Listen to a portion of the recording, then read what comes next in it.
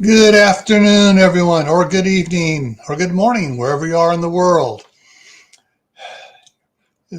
I copied the wrong one. This is supposed to be Survival Saturday. Oh, well, everything else is right here. Attitude matters, folks. Attitude matters. You got to go with the flow. Learn to roll. Yeah, what happened was I grabbed the wrong. I copied they used the intro from the last week's, and I just changed new pictures and stuff, and I grabbed from the wrong day. All righty, so yeah, welcome to Survival Saturday, and tonight's topic is Attitude Matters. And so let me go over here first and say hello to everybody. I'll be so glad when I have more functional computers going on once I'm back in Idaho.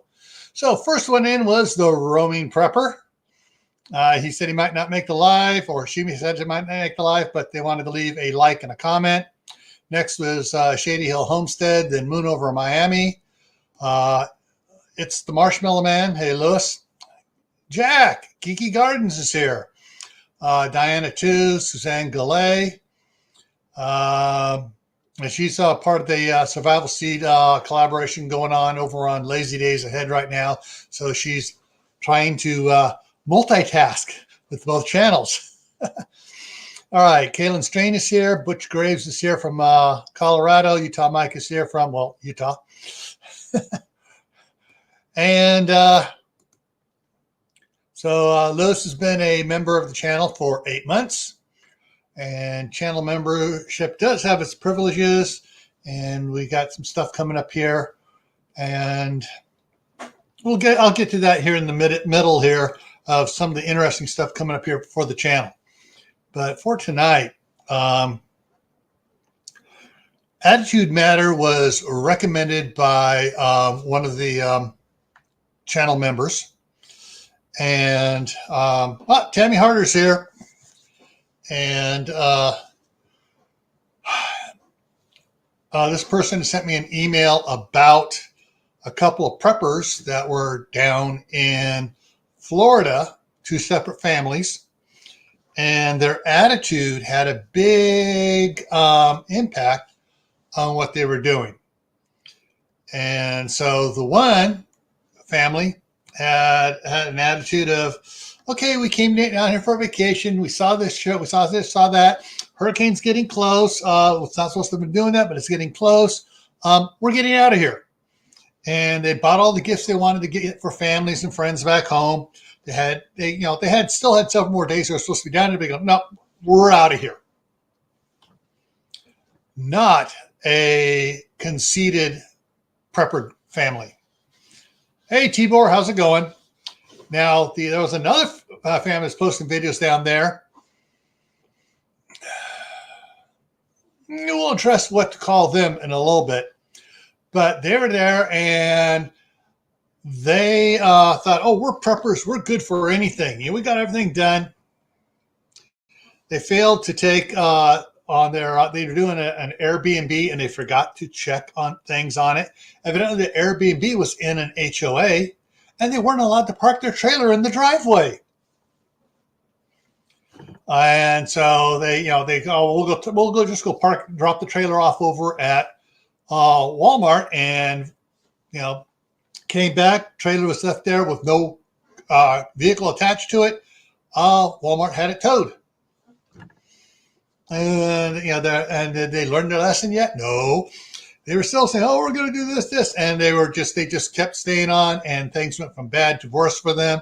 But we're preppers. We should be okay. No. You're a little bit prepared, but you don't have the right mindset for it. So let's get into and just explore this a little bit more here. So attitude matters. And, I love these little things that I can pull down. Attitude, positive, success, possible, health, explanatory, life, optimism, pessimism, negative, performance attitudes. Let's see what else there. Psychology, focused, good, knowledge, I did, tipping, all these, all sorts of words that can be tagged onto attitude. Then here are some other ones: arrogance, cocky, self-important, bragging, offensive, haughtiness, vanity, smugness, proud, overbearing. This is self-worth. Trying to read some of these here. Manipulative, pompous. And some of these tag in on what the second family was. They were arrogant in their prepping. We're preppers. We're prepared for anything. No, they weren't. And they didn't do their research. They thought because they're preppers, they didn't have to do their research, and they needed to do their research. And I hope everybody gets some. This is going to be the most important thing. I hope you get out of this that just because you've been preparing doesn't mean you're perfect, doesn't mean you're ready for everything, doesn't mean you know it all. Get my water here. I've been doing the prepping game since 1971. And I've been recognized as one of the country's biggest experts on it because I was hired to help set up Homeland Security's Protectorate Bureau and to set up the coordination centers and all of the response plans for different events and stuff. And one thing I've learned every year, I know a bunch more than I did last year. And I also know I have a whole bunch more that I didn't think I had to learn. And Mark's here, Chef Tech. And so,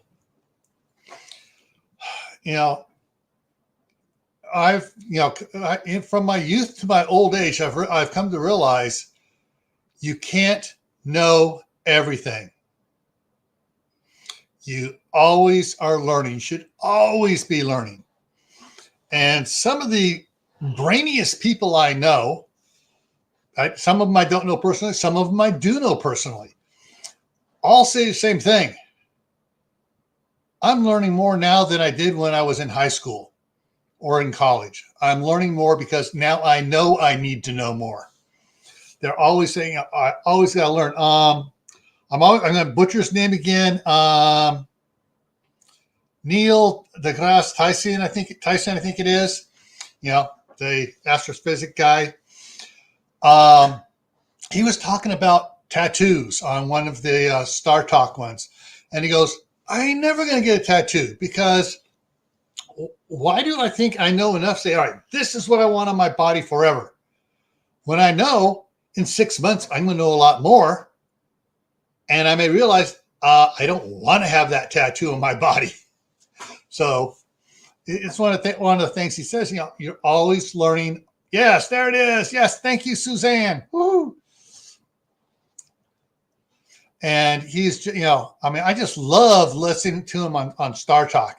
I mean, he has a co-host who's a stand-up comic who's really smart, and they feed off each other, and they make learning fun. And so that's why I watch them, because I'm always learning new, interesting stuff from these guys. Stuff about history, stuff about astrology, stuff about geology, stuff, they're all over the place.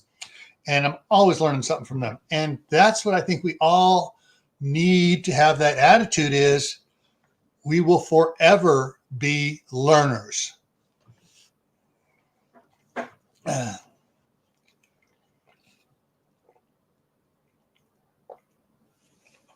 All right, Tammy, I'm going to throw your comment up here.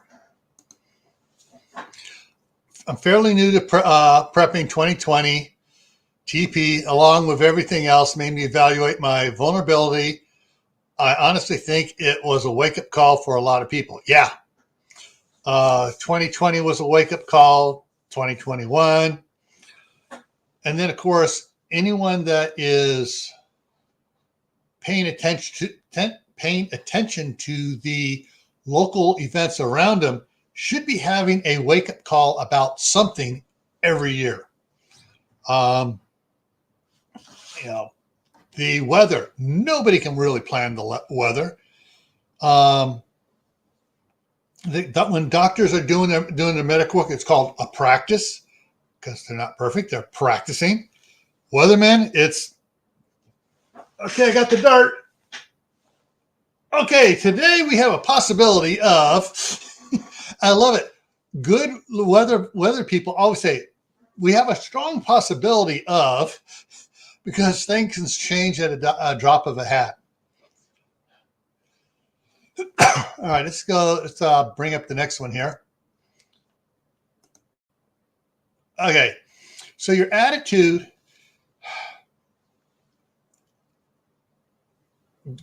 adding to behavior and actions, result, performance, I think, is all around your mindset. What is your mindset when it comes to life? Is it get the other guy first? Is it be a helping person? Is it being the friendly guy? Is it being the curmudgeon? Is it being I need to look out for number one, my family stuff first, and then maybe I'll worry about somebody else? So what is your mindset? And your attitude affects your mindset, and vice versa.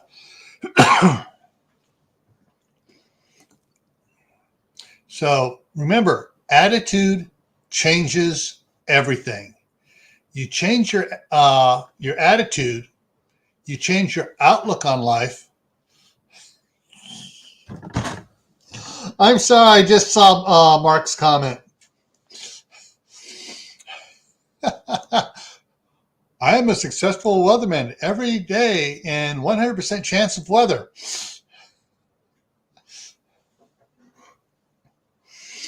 And so, attitude changes everything. If your attitude changes, everything else changes. And so you got to remember that you want to have your attitude working for you.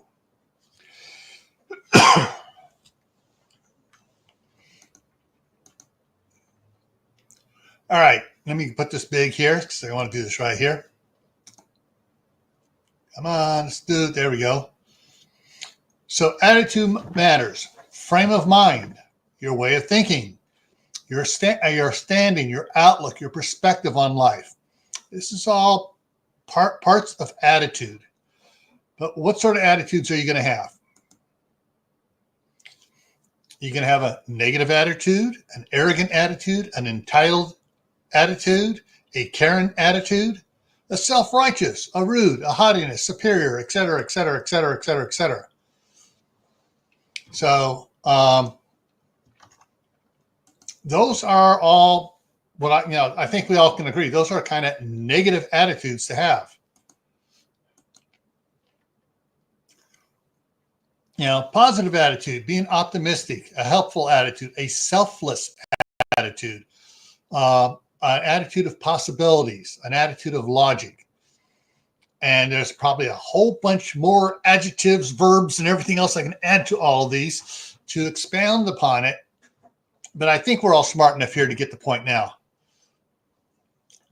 Suzanne says, self-awareness of your attitude is a skill. Yes. Not only is it a skill, it's part of your character quotient. You've heard about the IQ, your intelligence quotient. Well, the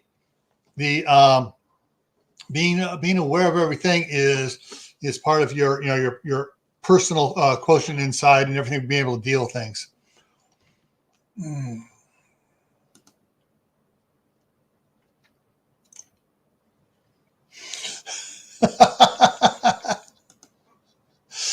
And having a sense of humor is very good for your attitude. A sense of humor goes under the positive attitude. And if you can laugh at yourself, you're so much better off. Oh, I forgot to hit the enter button. All right, there it is. I had it sitting down. I thought I hit it and I missed it. And there's the link for those that want to come up here and join in the fray.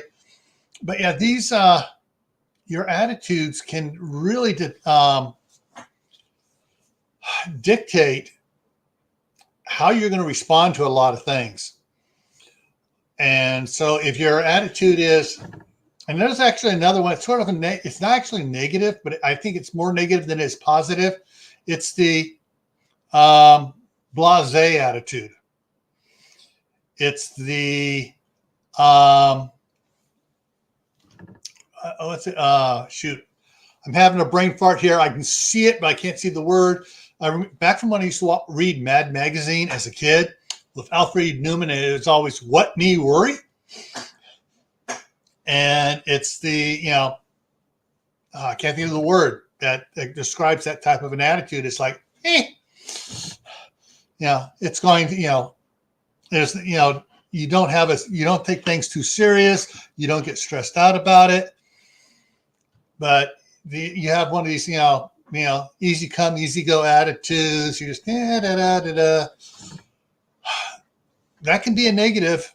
It can be a positive. And how you do it, how you use it, and how it affects you can help you or hurt you. Being a procrastinator sometimes is good. Most of the time it's bad, especially when it comes to learning. If you procrastinate learning, it's really not good. But sometimes action, and sometimes it's better just to sit back and go, okay, I want to take my time on this one. And sometimes that works out. Sometimes it doesn't. Remember, everybody, hydrate. Yeah. My grandmother used to say, when it comes to your temper, it's something you don't want to lose. Yeah, it's me. Yeah, it's you. Sorry, I'm on my iPad and all my icons are on my computer. I'm like, oh, let me just pick a photo I took this past weekend. Oh, look at that, a tree with the sun coming through it in the morning. I like that. Yeah. And so for your, you got to, how you express your attitude towards others can really cause problems as well. All right. I think I got here. So when it comes to, there we go. When it comes to your attitudes and stuff, don't take your skills, your knowledge, and your experiences too seriously. Don't take it as, I know everything. I am Mr. Know-It-All. Shoot. Yeah, it's just, like I said, I am still learning stuff, and I know I'll always be learning stuff. If you know what you don't know, you're always in the know.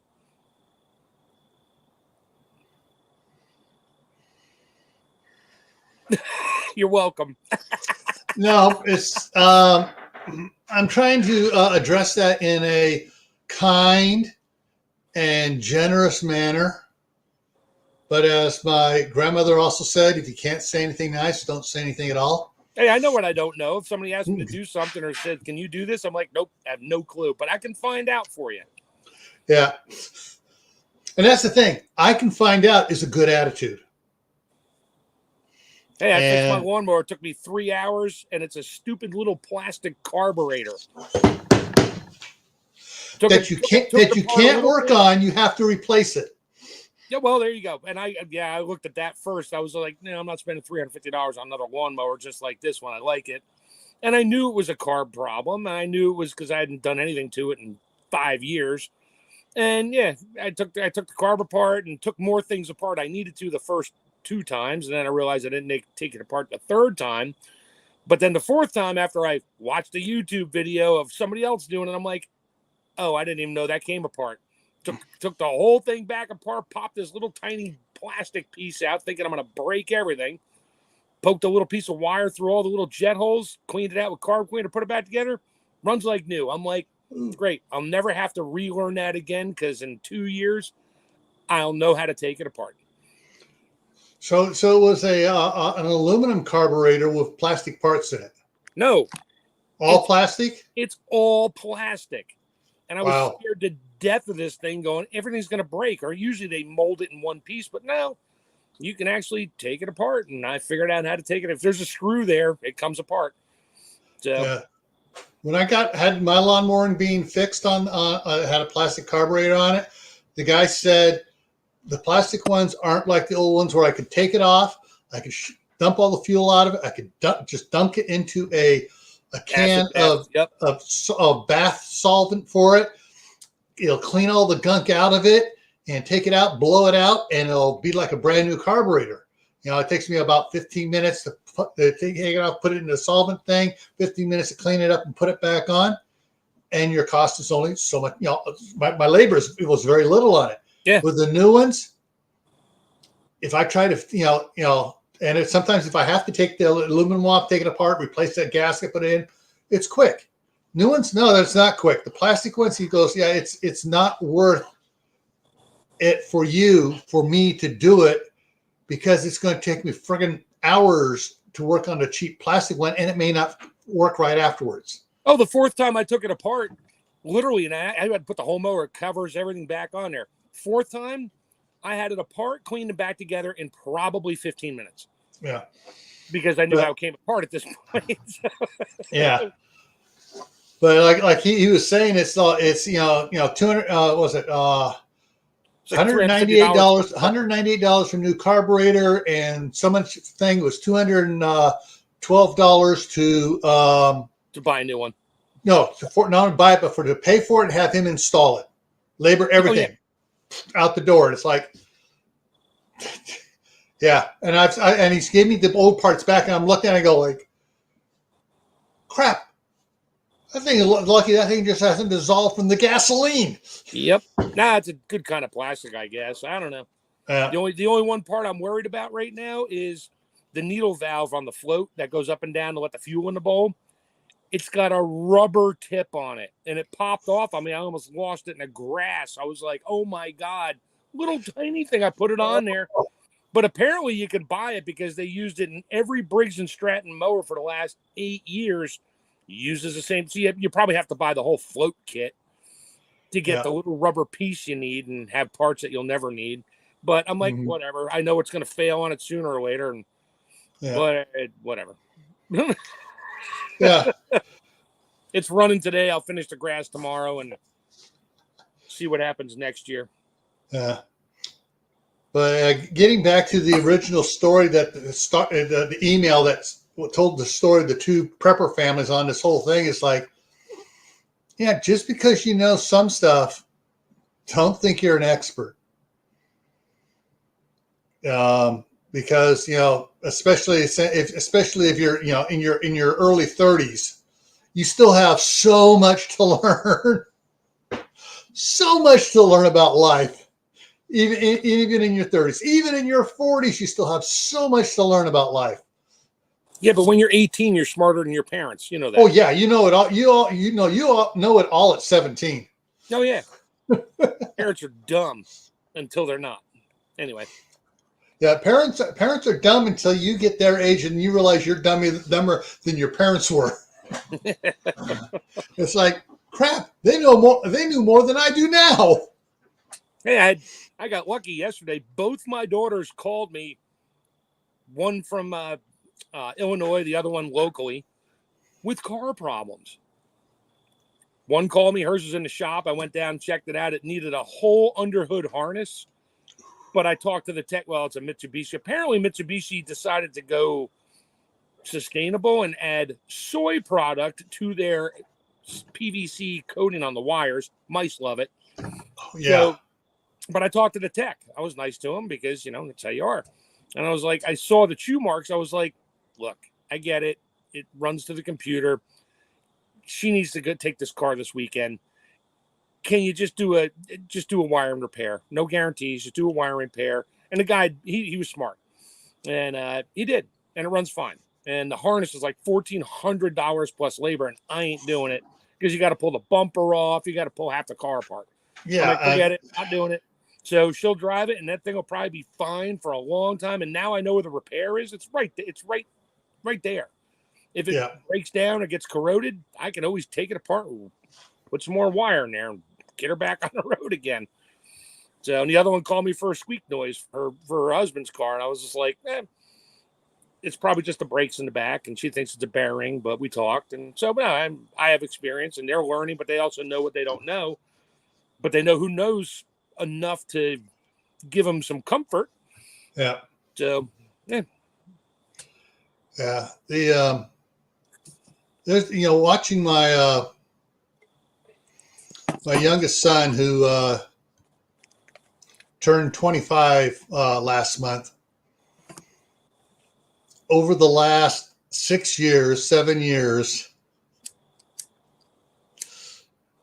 I got this job. I'm learning this. I'm doing this. I'm learning all this great stuff. Oh yeah, this is the way you do it. This is code and stuff. And I flopped a copy of the the National Electric Code book in front of him. You know that? And he looked at it. He started flipping through it. He goes, "Holy moly!" I go, "Yeah." I had to, I had to study that to get my contractor's license. I go, yeah, there are things in there that are constantly changing, and there are workarounds that are old that they go, oh, we can't do that anymore because somebody got paid off and said you got to make it harder and buy this special piece of equipment. And there's other ones that are just like, it's just old school stuff. We don't know why they did it that way, but we're going to try this new way and make this new way law. But every now and then, like recently, I saw a reel on it for talking about electrical stuff, where if you had, or they had tied wires together up in the attic, but it's not in a box, and it's like, okay, so I got to take all this apart and try to put it in a box. They have this new little snap box on it. Basically, you put the wire, you get it with two inlets, 3 inlets, 4 inlets, whatever, and you set it up. You lay all the wires in it. It has a lid that just screws down over it and holds everything in place. And now it's in a box, and then it has clips on it where you can screw that box to one of the rafters. And really, rather than taking it all apart, you didn't change anything. You just gift wrapped it. You gift wrapped it and made it to code. And his boss was big on telling, all right, when you find something like this, we got to take it apart, put a box, plug it back in the box, and retie it. And he actually, one of the guys at that company where White Magic Restorations, he's still friends with him, goes out with him and stuff. And it's like, okay, you got to tell the guy about this. This is a game changer for restoration guys. So if they find something somebody did, they can fix it and beat a code without having to take things apart. And so, yeah, you can always learn something. You got to be open to learning. It's all part of the attitude. You don't know it. You got to know you don't know it all. That's why you got to always look when it says minimum code requirement. I'll just say studs for this particular roof need to be 2x6, 24 inches on center. Well, that's all fine and dandy for minimum code. Guess what? Mine are 2x8s, 16 inches on center. And my snow load is now 3 tons per foot. Yeah. I'm not worried about it. But that's minimum code is, sorry, my daughter decided to respond to everything from 4 hours ago. Hey, Prepper 101, how's it going? Yeah, in a lot of things in life, your attitude matters. When it comes to prepping, you got to have the right attitude of realization. You're always going to be learning something, and somebody's always going to invent an easier way of doing something, or invent a piece of equipment that's going to make it a lot easier. Because a lot of things. Some people go, yeah, old school. I just have a flint and a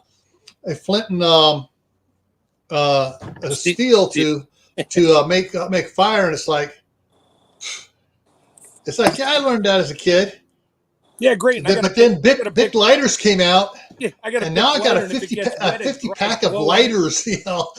I will never have to use flint and steel again. An interesting thing, with the Bic lighters, with the disposable ones, once they're out of fuel, don't throw them away. Because what happens when you strike it? You're producing sparks. And you know what? Bic lighters float. Mm-hmm.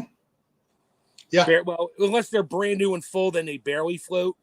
But after they're half empty, they float fine. Yeah. And if they're wet, just blow on it, dry it off, run it on your pants leg on the flint to dry the flint out a little bit, and you got a lighter again. Yep. Just, so much stuff to be open to little secrets that old men learn. I got to remember this saying. I got to get it right.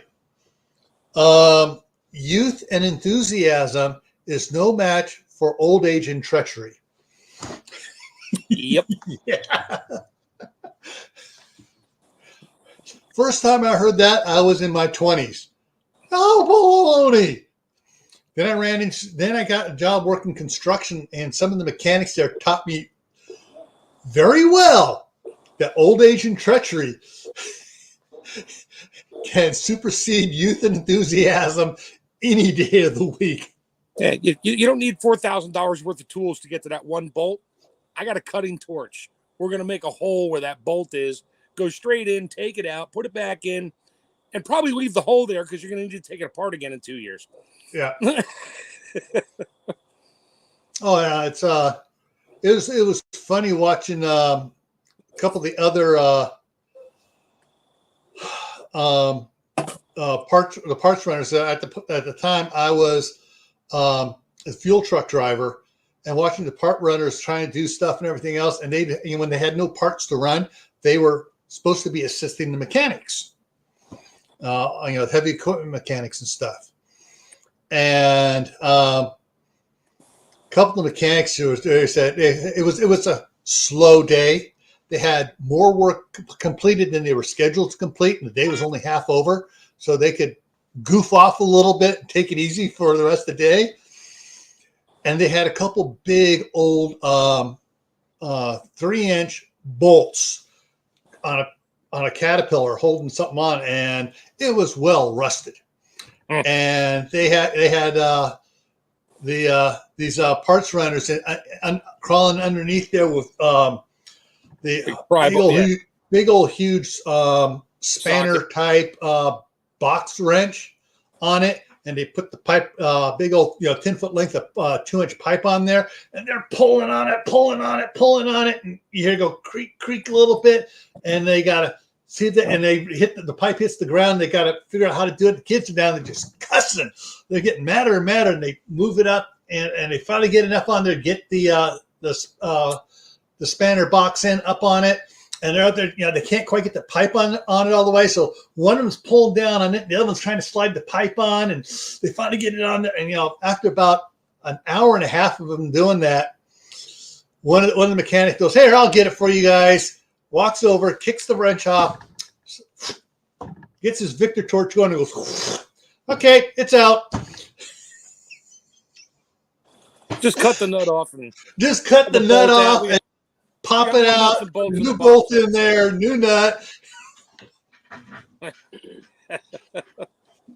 And the thing is, they taught him a lesson. They go, "Okay, it was Dean Kite and I forget the other guy's name." He goes, "Now we're making $65 an hour. So plus what they got, the company's got to pay into the retirement, plus what they got to pay to the federal government in Social Security, FICA, and all the other stuff. How much does that bolt cost? $45. You guys were working on it for an hour and a half. How long did it take me to replace it? So is the company better off doing it with just cutting it off and putting a brand new bolt in there? Or would they be better off you guys working for another 3 hours trying to get that loose? Also, you guys were lucky you didn't hurt yourselves down there. Because if that thing is slipped off, you're going to whack yourselves in the head with that 2-inch pipe. So, they say you got to learn, you got to ask, and if you run into a problem, it's like, "All right, guys, I got a problem here. Anybody have a better solution? It was fun watching because you got these mechanics coming from different companies, stuff. Union mechanics work here for 10 years, work there for 10 years, all around, and they come in and they have different experiences and they know different tricks.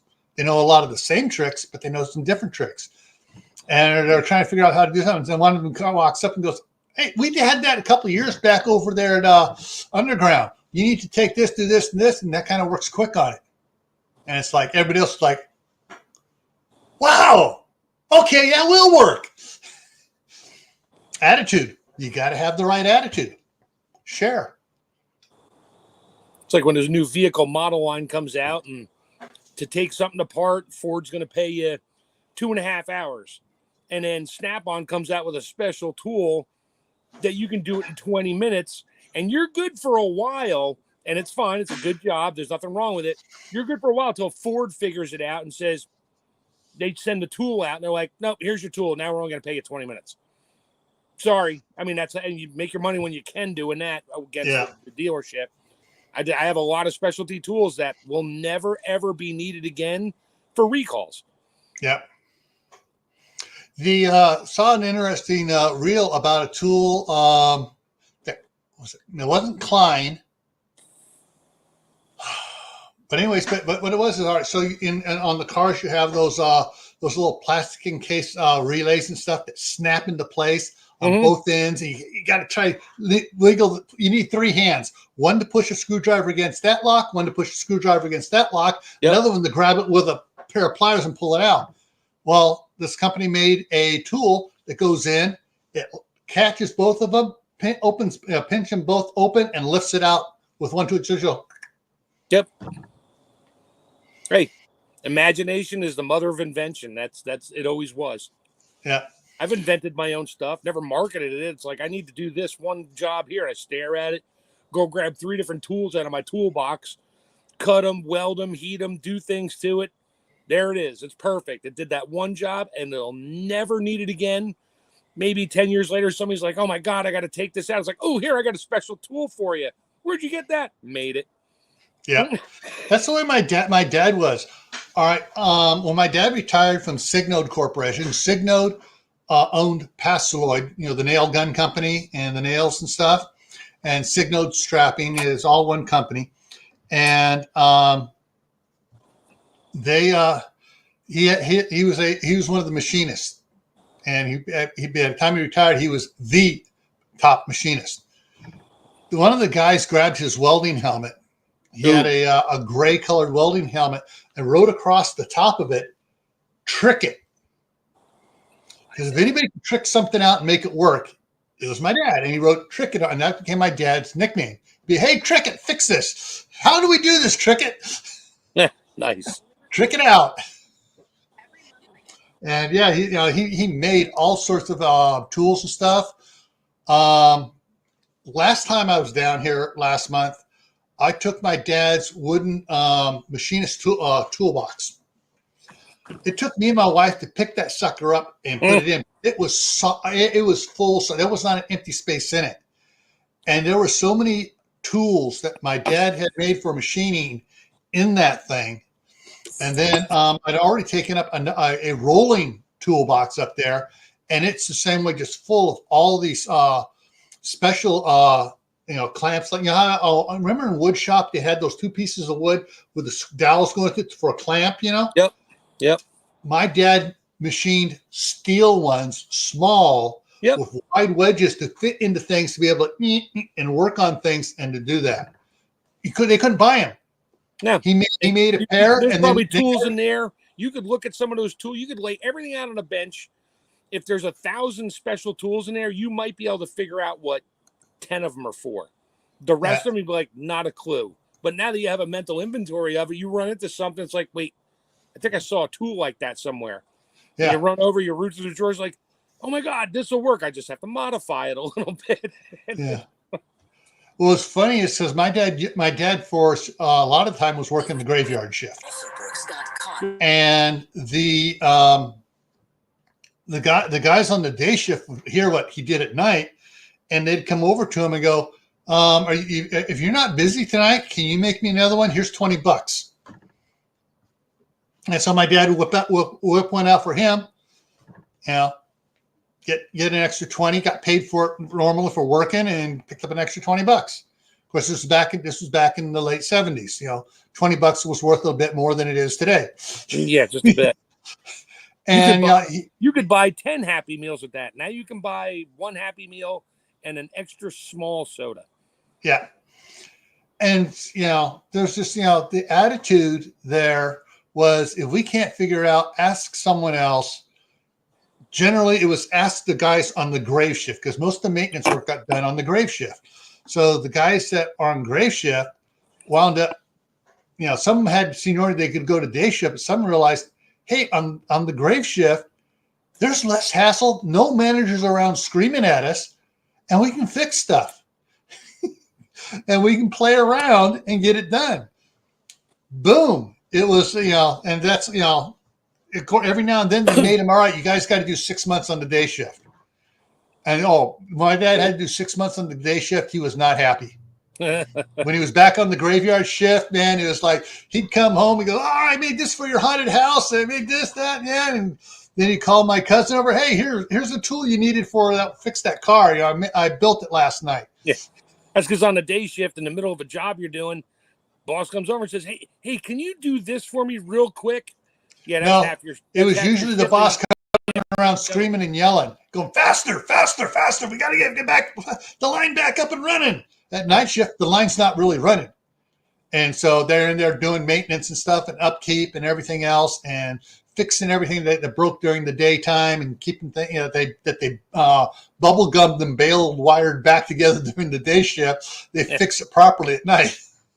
I had a boss who used to come out and stand there at the shop, and he'd be like, come on, guys, let's make hay while the sun's shining. It's like, shut up, dude. It got old after a while. But, yep, I get the day shift, night shift thing. I don't do nights well. I like to go to sleep and wake up in the morning. Oh, the wire strapping machines, yes. Oh. And the fun part was in July and August. Every year they'd shut down the entire production line, and it was maintenance mode. So the guys that were operating the machines normally were now assistant mechanics or machinists, and so they were helping fix the stuff that they ran. And so, it was, I went out there one time and it was just fooling around. But Dad let me in, introduced me to all the guys, and hey, I'm 22 years old. It's like, I know nothing. This is cool. Oh, wow, like a kid in a candy store. I am learning new stuff and looking at stuff. And I was just watching, and it was just like, amazing the stuff they, the way things that work on those machines. I learned so much there for my haunted house, how to make animatronics, from the way the pincher feet, everything moved on the machinery. You go, oh, wait a minute, that'll work great for a hand movement. That'll work great for a head turning on a skeleton or whatever. Hey, Gunslinger, how's it going? Then I just realized something. I didn't say hi to Savage Lee. Hey, Savage Lee. But yeah, attitude. I mean, if you have a good attitude, a curious attitude, and a willingness attitude, you'll go far. So I think I've learned recently that mechanical aptitude is an inherent trait. You can't learn. Well, you can learn to be somewhat mechanically inclined, but some people are just born and bred. You just understand. You just look at stuff. It's like you can see how it works. It's some like people just can't. My wife, numbers. She understands numbers. Her brothers, no. I've learned. I didn't naturally understand it. It took her teaching me 30 years to understand numbers better and everything else. However, you want to do something amazing with concrete? Oh, I learned how as a little kid. My parents wanted me to do something. I said, I want to make a little pond out here. And they buy me a little 60-pound bag of mortar and stuff and everything else. And I made this amazing waterfalls and stuff, learning how to shape concrete and stuff. And when I wound up working underground construction and get into a manhole, all right, we need to seal that up. No problem. I know how to move concrete around and make it stick to things and do that and clean it up. And they go, wow, where'd you learn that? Playing with concrete as a kid. And it's just, there's just certain things that people can do. People have natural skills. Everybody's skill is not the same. So it's, and then what you do with those skills is all part of your attitude. Crap, I took an AM radio apart when I was 9. A little plug in the wall job. Took it apart because I figured if it's AM, I can make it FM too. And I took it all apart. I put it back together again, and then the dial went the wrong way. I'm like, this must be FM. Then I realized, I'm like, no, these are the same stations I was listening to before. The dial's on wrong, and the potentiometer. I learned how things. I just took crap apart. Didn't always go back together, but I took it apart. My youngest son, when he was 4 years old, took apart one of the VCRs. Oh, they're fun. I dismantled a IBM Selectric 2 typewriter once because I didn't need it. Oh, I must have spent 30 hours taking that thing apart. Millions of little springs. And to this day, I have no idea how it works. Electric motors everywhere. Oh, yeah. Levers, pins, screws. I'm like, I can't even imagine who assembled this thing. You had to have been a rocket scientist because I can't even figure it out. Yeah. Back before I met my wife, about 5 years before I met her, I was dating an Air Force mechanic at Travis Air Force Base here. She was a reservist up there for a mechanic, and she was in the payroll department at Mountain Cascade. But wait, she was a mechanic in the payroll department? What? No, she was a mechanic in the Air Force as a reservist. As a reserve, so her full-time job was in the payroll department at Mountain Cascade Construction. Oh, gotcha. Yeah, so that's where I was working out in the shop as a fuel truck operator and stuff, and yeah. The amazing things you wish you knew when you were younger that could have helped you so much more, put you in a better position today.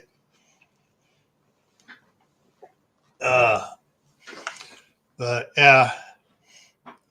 So don't get caught up in your what you know, unless you know you don't know enough.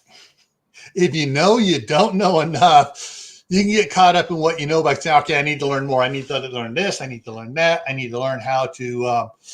I need to learn how to pressure can, water bath, and steam can. I need to learn how to propagate different vegetable species. I need to learn how to graft fruit trees and stuff. I need to learn how to work cement. I need to know how to do plumbing. I need to know how to do electricity, both 120 volt and 12 volt solar. So basically what you're saying is ADHD has its advantages. I know it does because I know I am, and my wife will tell me flat out. And I'm like, so you want me to go on meds or something for that? No. She's like, you just need to calm down. I'm like, yeah, 35 years later, that shit's not happening. I'm still the way I am. And yeah, I get stuff done. You see something, you want to learn it, you learn it. Okay, now I know how to do that. I move on, which is what my problem was in school. I learned it, but I don't want to sit there and have it drilled into me for 3, 4, 5 days straight. So I was done. Give me something else. And that's why I had my issue. Well, I had issues in high school, and that I passed. Everything's fine. Went to culinary school. That was great because it changed every week. But then I was a mechanic. Why? Yeah, I felt like doing it, so I did that for a while. My sister 4-year-old shoved a PBJ in her VCR. Oh yeah, I'm sure. Yeah, that's.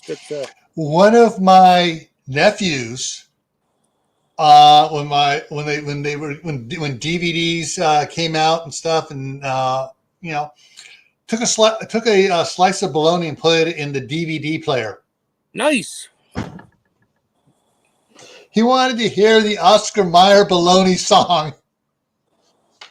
I bet he heard a different song, but as he pulls it in and goes, yes, can you eject this now as it comes out of slime?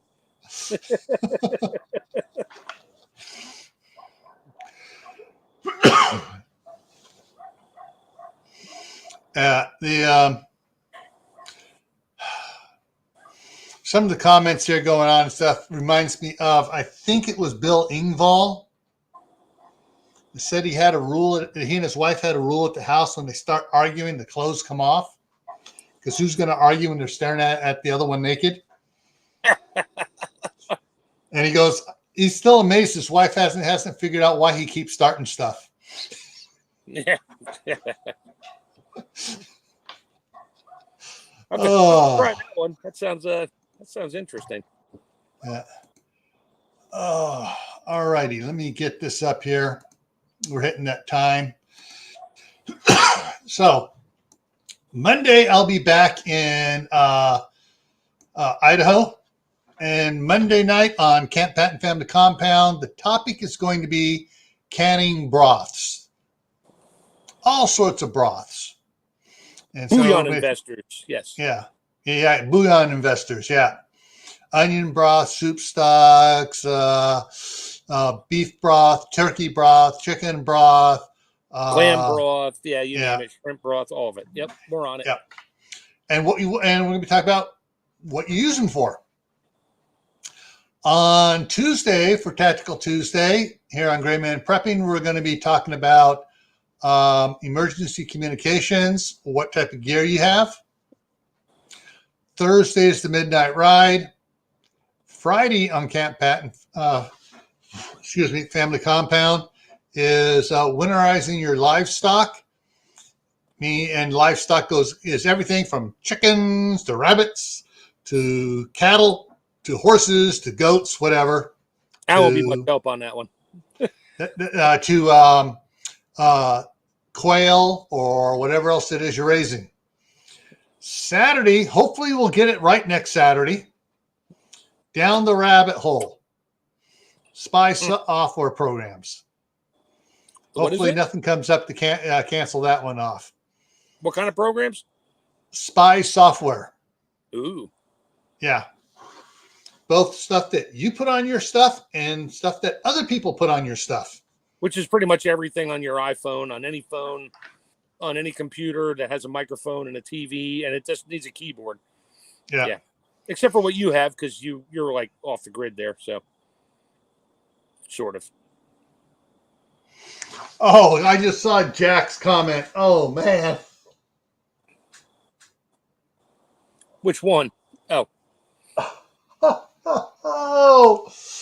Oh. It almost works. Yeah. Not really. Well, what most people don't know that what was the company? Imagination. Basically, so you had your 3.5-inch discs. They had one that was you felt it was weighed like 3 times as much, and it could store 6 times the amount of data on it. Oh, that was the old zip drive. Yeah. The old. I have a bunch of those kicking around somewhere. Yeah. It held like 80 megs or something. They were huge storage capacity, but you needed the special zip drive, external drive to plug into your whatever. Or like I did, I bought the drive and installed it in the computer itself. So we had the 5.5, it's or 5 1/4, 3.5, the 3.5 A drive, and then the C drive, which was the hard drive, the zip drive. No, C drive was always a hard drive. Sorry, can't change that. Oh, we did. We changed it. And then the hard drive was D and E because we split and paralleled the hard drive. Oh, there you go. So, we back then when you could actually build and change your computer and learn all the fun stuff and say, oh, DOS, okay, I can do this. Now I can change that and change the name of the drive. I backed up an entire 386/16 that I built when my monitor died. I backed it up in DOS with my eyes closed, keystroking everything with a floppy drive in there, 5 1/4, saved everything, wasn't much, saved it all, and then built another computer and put it all in there because I couldn't get a monitor to work. There was something wrong with the video card or whatever, and I wasn't in the mood to fix that. So put all my drives, all my things back in. Yep, didn't miss a thing. It was all there. And it did it because I was so good at C prompt. That's all I knew. And then I don't do that anymore. So no help. Yeah. When DOS got replaced by Windows. the Windows and stuff like that, some of the guys I knew started learning Linux, Unix, whatever. Linux, yep. Winx, the Linux and all that stuff, and That's and one thing I wish some of them still run that, and they because I guess there's a group of people out there that are into that, where they can take any program for either Apple or Windows, and they can make it work on the Linux computers. Yeah. It's an open source patch. Yep. And nobody can fight it. Yep. Yeah. So, all right. So that's what's coming up here next week. Oh, also, 2 other announcements here. On November 12th for Tactical Tuesday, I'm going to be giving away a couple of my novels for channel members. And we got the Indoor Garden Challenge coming up. The harvesting starts January 1st. So you can get your garden in now and start growing lettuce and stuff. Make sure it's working good for next year. And there was something else I was going to talk about from the beginning. I can't remember what it is now. Oh, darn.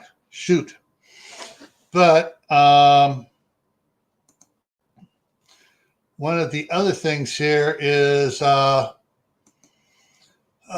it up here. So on Camp Patton Family Compound, I believe I'm 14 away from hitting the 5,500 subscriber mark. And hitting the refresh over here. So I'm 100 on GrayManPrepping. I'm 100 and come on, let's go. This poor laptop's trying to work hard, running the live stream and trying to load up the analytics page. Dying. Yeah, you're going all Mr. Roboto now. Yeah, it's pulling all the data. Okay. All right, so I'm 128 away from hitting 2,000 on GrayManPrepping. So cool. So when I hit 2,000, there's going to be a big giveaway. And when I hit 5,500, there's going to be a fairly moderate giveaway. Yeah. All right, folks. Thanks for coming in. And everybody, remember, stay happy no matter what life throws at you. Stay safe. Don't go out doing anything foolish. Keep adding to your preps. Water, food, medicine, clothing. Learn a new skill, like how to be optimistic. And work on doing an indoor garden. All right, everyone. Take care. Have a good night.